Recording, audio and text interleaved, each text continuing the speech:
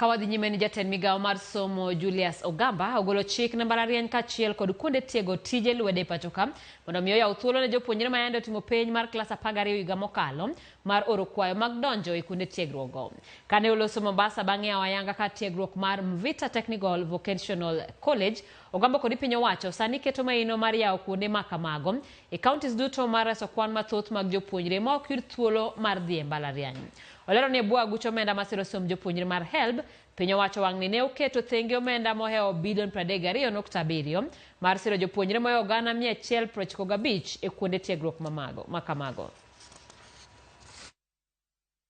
I have asked KUCCPS to open its portal this month for the KCSE 2024 candidates to apply for placement into various programs in private and public universities for the 2025-2026 academic year. I urge all the 246,391 students who obtained a mean grade of C+ and above in last year's KCSE examinations to apply for placement once the portal is opened.